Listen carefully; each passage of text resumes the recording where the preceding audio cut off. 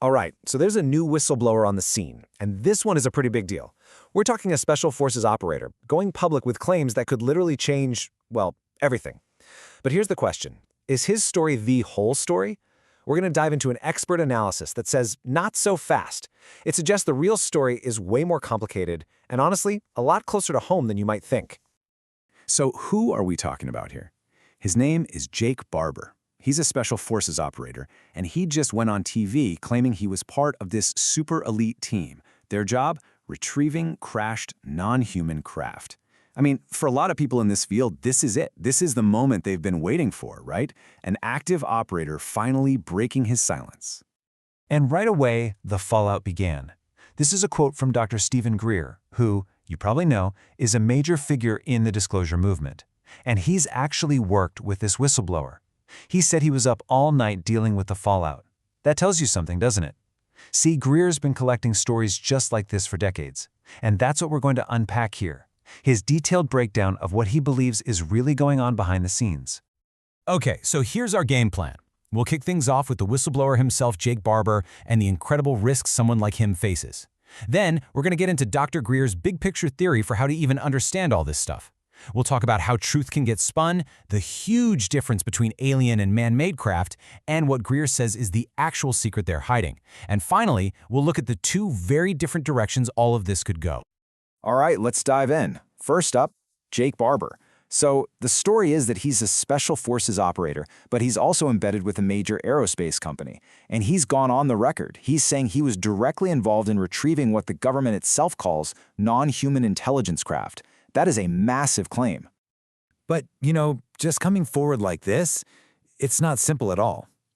According to Greer's analysis, guys like Barber are in a really tough spot. Think about it. They usually only have one tiny piece of this gigantic puzzle. They're dealing with very real fear for their safety, not to mention the legal risks. And on top of all that, as we're about to see, their stories can get hijacked and twisted by the media machine. So how do you even begin to make sense of all these different stories from different people over the years? Well, this is where Greer introduces a really powerful idea he calls the disclosure mosaic, and it's absolutely key to seeing the whole picture. Here's the core idea, and it's super important. No single person knows everything, not even a high-level insider like Jake Barber. The truth, in this view, is like a giant, shattered mosaic. You can only see the full picture by painstakingly putting together thousands of little individual pieces of testimony, tiles that have been collected from whistleblowers for over 30 years. Okay, but what happens when one of those little mosaic tiles, one whistleblower's story, actually goes public?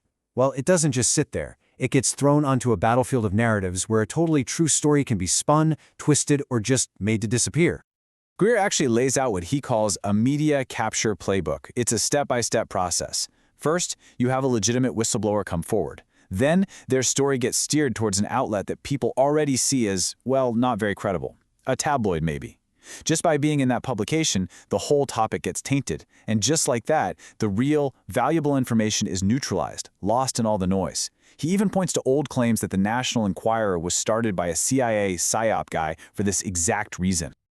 Okay, so let's take that idea of spin and apply it directly to the claims made on the TV show with Barber, because this is where things get really interesting. We see a direct collision between the story told on TV and Greer's very different explanation, which he's built from all those other whistleblower accounts over the years. So the show described this wild dogfight between two alien craft, right? Alien versus alien.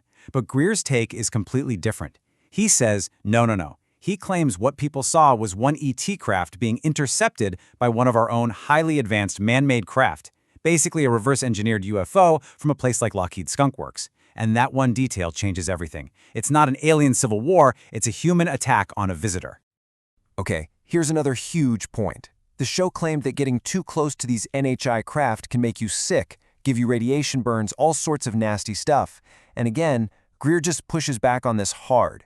He says those injuries aren't coming from some super advanced interstellar vehicle. He argues they're coming from our own experimental craft, our much clunkier, cruder versions that are running on unstable nuclear power sources that can and do go wrong. And Greer is really blunt about this. He basically says that any vehicle using a nuclear power plant, that's one of ours. He believes blaming the ET craft for these dangers is a deliberate move to make us afraid when the real threat is our own secret and apparently unstable technology. So, all of this leads to the big question, right? If the story is being spun this much, what on earth are they trying so hard to hide? And according to Greer, the answer is probably not what you're thinking. So, after peeling back all these layers of claims and counterclaims, what is the biggest secret of them all? You might find this surprising. According to this analysis, it's not the aliens. The biggest secret, the one they're protecting with everything they've got, is the existence of our own advanced, secret technology, our own man-made anti-gravity vehicles.